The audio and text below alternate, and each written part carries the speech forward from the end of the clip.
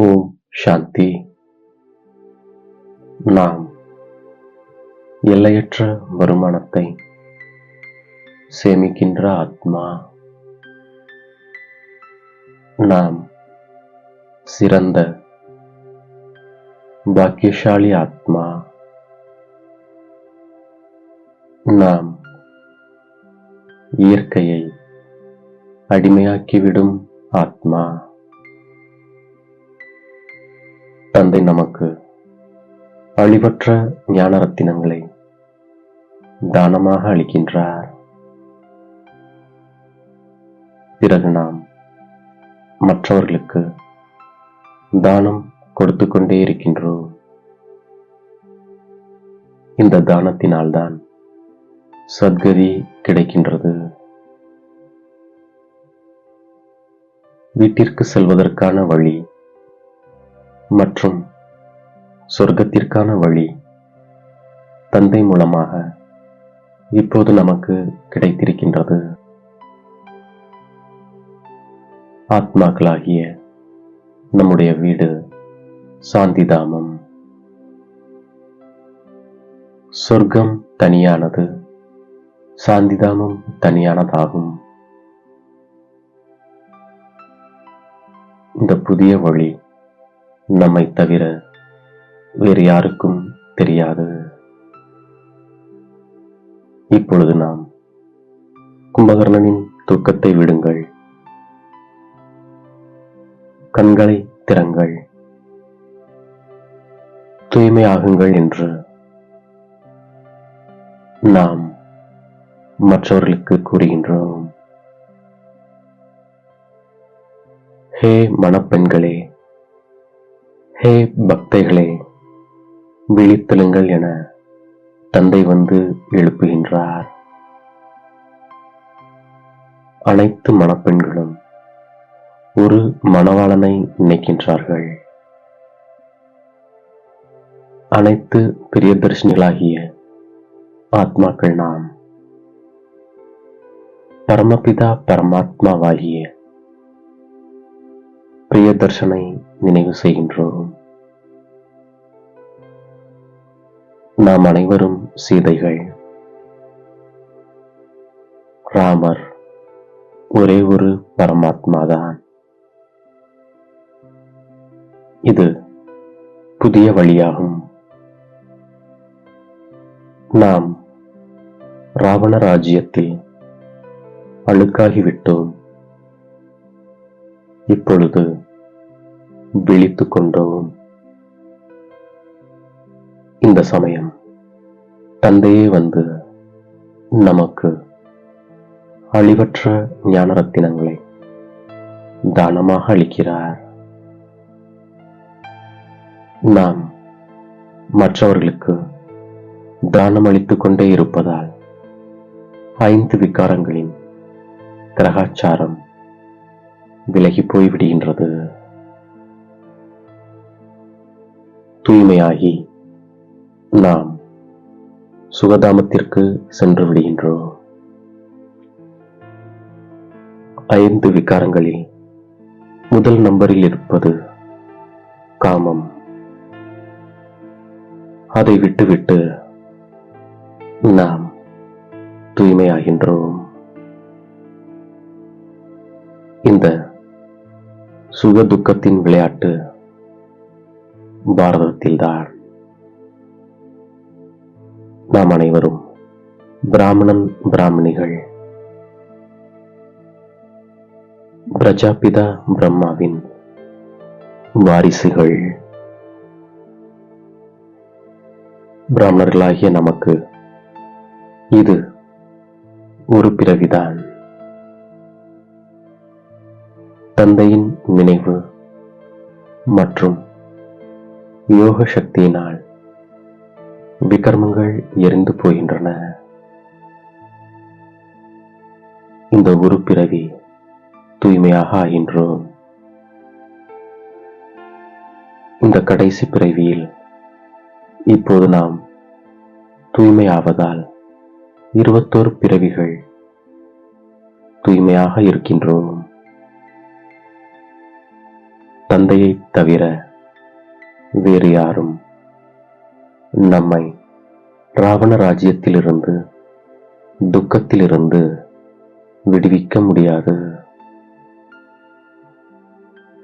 தந்தைதான் வந்து நம்மை ஞானச் சிதையில் அமர வைக்கின்றார்.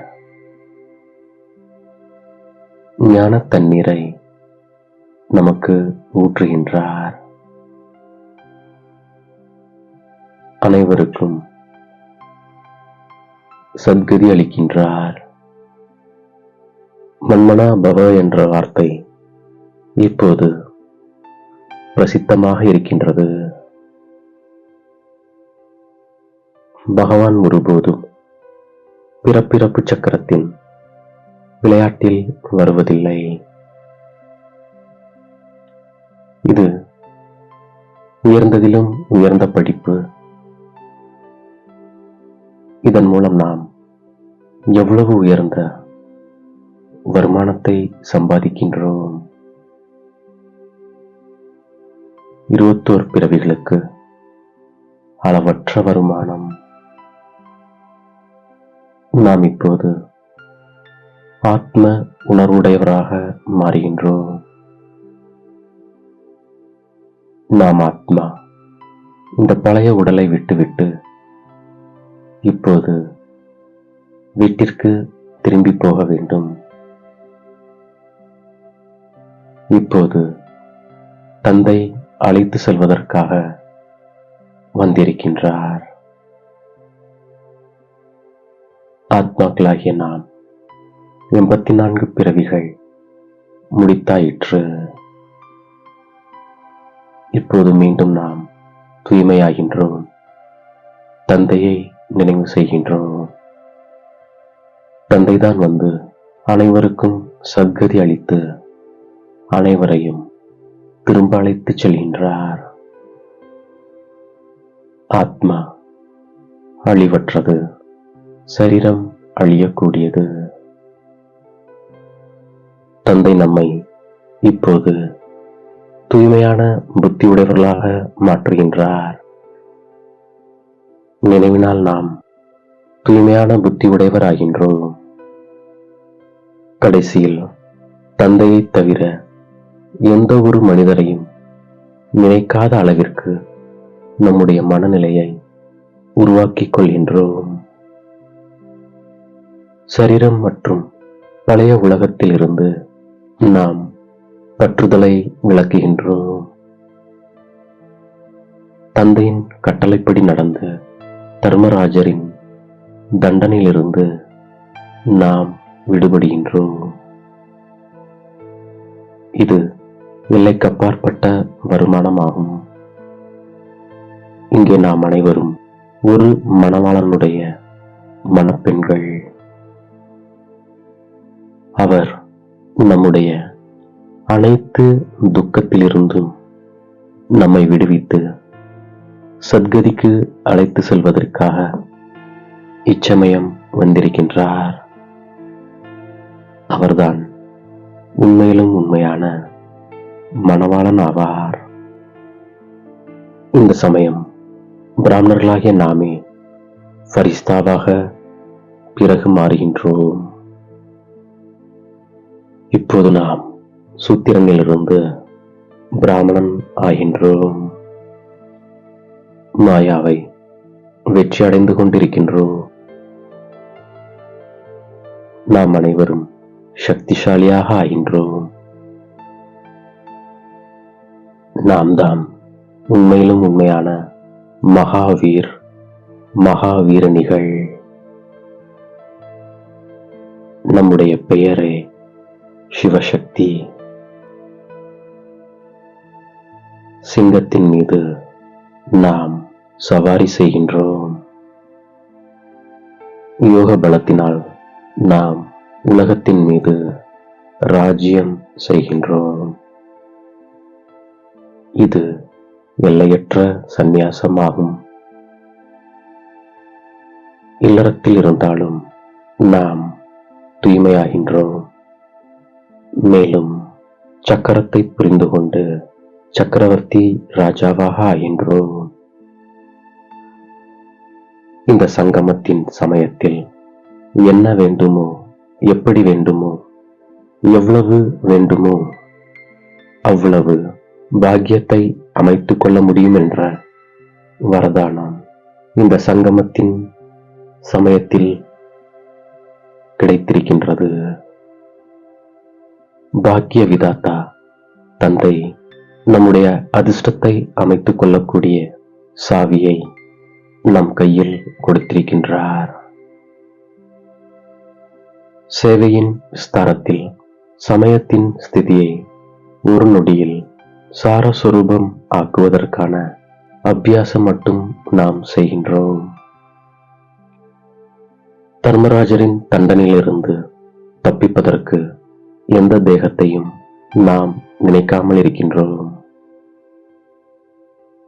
இந்த கண்களினால் அனைத்தையும் பார்த்து கொண்டிருந்தாலும் ஒரு தந்தையை நினைவு செய்கின்றோம். அசிரியாவதற்காக நாம் பயிற்சி செய்கின்றோம். முக்தி மற்றும் ஜீவன் முக்திக்கான வழியை அனைவருக்கும் கூறுகின்றோம். இப்பொழுது நாடகம் முடியப் போகிறது, வீட்டிற்கு செல்ல வேண்டும். இந்த நினைவின் மூலம் எல்லையற்ற வருமானத்தை நாம் சேமிக்கின்றோம். ஒரு நொடியின் பந்தயத்தின் மூலம் முழு கல்பத்தின் அதிர்ஷ்டத்தை அமைத்துக் கொள்ளக்கூடிய சிறந்த பாக்கியசாலி ஆத்மா நாம். இரட்டை சேவை மூலம் சக்திசாலி வாயுமண்டலத்தை அமைத்து இயற்கையை அடிமையாக்கிவிடும் ஆத்மா நாம். நம்மை தேடி கண்டெடுத்த இனிமேலும் இனிமையான தாயும் தந்தையுமாகிய பாப் தாதாவிற்கு கோடான கோடி நமஸ்காரங்கள். ஓம் சாந்தி.